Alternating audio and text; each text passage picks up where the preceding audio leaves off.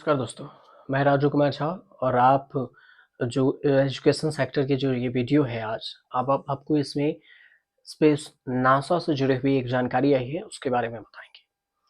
NASA में कि आखिर इंटरनेशनल स्पेस स्टेशन से लीकेज की खबर आई है। क्या है मामला, क्यों लीकेज की खबर आई है और इसमें रूस से इसका क्या मतभेद है? और जब भी लीकेज की खबर आती है, तो फिर ये चिंता का विषय क्यों हो जाता है? नासा चिंतित क्यों हो जाता है लीकेज से? आपको इस वीडियो में विस्तार से बताते हैं, गौर से सुनिएगा कि इंटरनेशनल स्पेस स्टेशन है, पृथ्वी से 408 किलोमीटर की दूरी पर है। यहाँ पर गुरुत्व जो है वो बहुत ही कम है, गुरुत्वाकर्षण ग्रेविटेशन फोर्स ये बहुत ही कम है और हवा नहीं के बराबर है, यानी कि व्यवहारिक तौर पर नहीं है। ऐसे में स्पेस स्टेशन में हवा का एक खास दबाव बनाकर रखना होता है, जिससे एस्ट्रोनॉट्स सांस लेते रह सके, स्टेशन की हवा बाहर न निकले। और ऐसा नहीं है कि स्टेशन में कभी लीकेज या रिसाव नहीं हुआ। जब हुआ है तो इसे समय रहते या हालात बिगड़ने से पहले ही ठीक कर लिया गया है। अब एक बार फिर से ऐसा हुआ है। पिछले कुछ सालों से स्टेशन की जो कारगरता है उस पर सवाल उठाए जा रहे हैं। वैसे भी इसके रिटायर्ड होने की तारीख कई बार आगे बढ़ाई जा चुकी है और यह पहले ही अपनी शुरुआती रिटायरमेंट उम्र पार कर चुका है। ऐसे में लीकेज की कोई भी खबर चिंता में तो डाल नहीं ही देती है, लेकिन इस बार लीकेज का मुद्दा कुछ जरा हटकर है। क्यों? क्योंकि इस पर अमेरिकी स्पेस एजेंसी नासा और रूस की space agency rock Cosmos rock Cosmos के बीच में इसको लेकर मतभेद है और नासा ज्यादा चिंतित है। तो ऐसा क्यों है और हालात कितने गंभीर हैं, ये समझिए।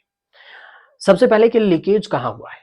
इंटरनेशनल स्पेस स्टेशन की वह हिस्सा जो रूस के नियंत्रण में है, पिछले कुछ सालों से लीक कर रहा है, जिससे हवा और दबाव दोनों में कमी आ रही है। 2019 में सबसे जो है पहली बार यहाँ पर लीकेज की खबर सामने आई थी, जिसमें इसकी पहचान हुई थी रूसी मॉड्यूलर जेवेदा को जोड़ने वाली सुरंग कैसे की गई थी, जो उसे स्टेशन के अंदर ले जाती है।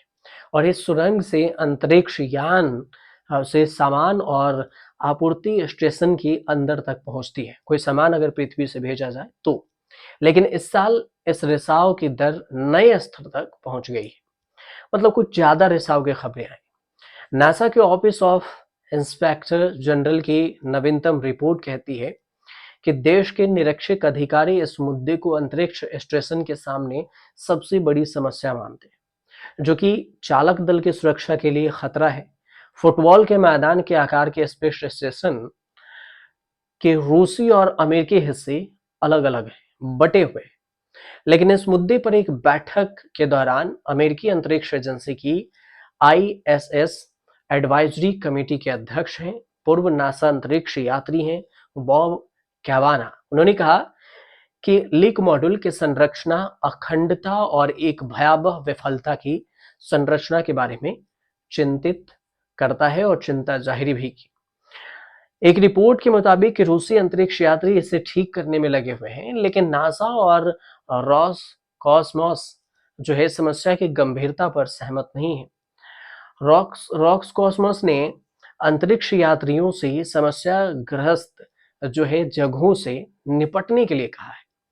फिर भी कैबाना का कहना है कि उनकी टीम विनाशकारी विघटन पर विश्वास नहीं करती, यथार्थवादी है।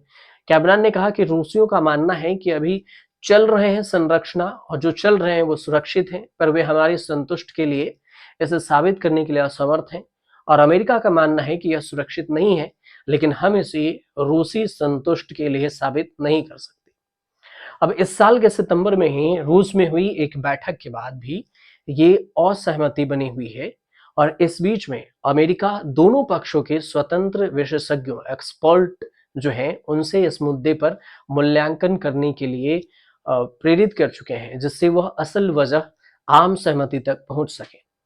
कैबाना ने दावा किया कि रूस ने अभी तक सिफारिशों का पालन नहीं किया, जबकि अमेरिका ने पहले ही अपने विशेषज्ञों एक्सपर्ट की टीम बनाने के लिए कदम उठा चुके हैं। अब नासा के अंतरिक्ष यात्री माइकल बैरेट ने 8 नवंबर को कहा कि अंतरिक्ष स्टेशन पर अंतरिक्ष यात्रियों और अंतरिक्ष के जो कुछ यात्री हैं दोनों के एहतियात उपाय अपनाने के लिए कहा गया है कि आप अलर्ट रहें। इसमें लीक होने वाले हिस्से को हर समय बंद रखना भी शामिल है, सिवाय उन समयों के जब इसे पास के डॉकिंग पोर्ट जो है उस पर आने वाले अंतरिक्ष यान से कार्गो को खोलने के लिए न कहा जाए। लेकिन उन्हें इस दौरान अमेरिका और रूस के हिस्सों को अलग करने वाले हैच को बंद करना होगा।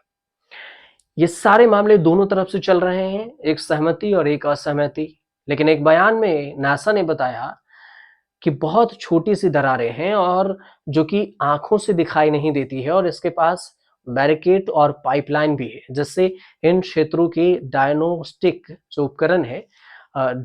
उपकरण है वो मुश्किल हो जाता है। रिसाव के दर स्पेस स्टेशन जो बेसलाइन से ऊपर प्रति 2 से 2.5 पाउंड हवा के बीच में बताई गई है। और इसी को लेकर दोनों देशों के बीच में जो बात है और एक सेटिस्फैक्शन और नॉन सेटिस्फैक्शन की बात हो रही है। नासा कह रहा है हमें सेटिस्फाइड कीजिए, और रूस कह रहा है कि वहां पर सब कुछ ठीक है। अमेरिका कह रहा है कि हम रूस पर भरोसा नहीं कर सकते, क्योंकि रूस और अमेरिका दोनों की अनबन बनती रहती है, दोनों एक तरह से समझे तो एक आपसी दुश्मन ही है। तो इस वजह से दोनों अपने एक दूसरे की बात पर संतुष्ट नहीं हो पा रहे हैं जब तक कि खुद ही इसे सेटिस्फाइड ना हो जाए चेक करके। इसी वजह से नासा और जो रॉस्कोमोसोस है, ये दोनों रूस के जो अंतरिक्ष सेंटर है, इस दोनों के बीच में तनातन और बात चल रही है। यही जो खबर थी वो सोशल मीडिया पर काफी चर्चा में हो रही थी कि आखिर वहां पर लीक हो गया अंतरिक्ष में तो फिर क्या होगा। तो ज्यादा कुछ घबराने की बात तो नहीं है, लेकिन जो खबरें थी हमने आप तक वो पहुंचा दी है। आपको चैनल सही लगे, जानकारी सही लग रही हो तो चैनल को सब्सक्राइब कर लीजिए, शेयर कीजिए, ज्यादा से ज्यादा लोगों तक शेयर करके पहुंचाइए और सब्सक्राइब करने के लिए भी कहिए। फिलहाल आप वीडियो को देखते रहिए।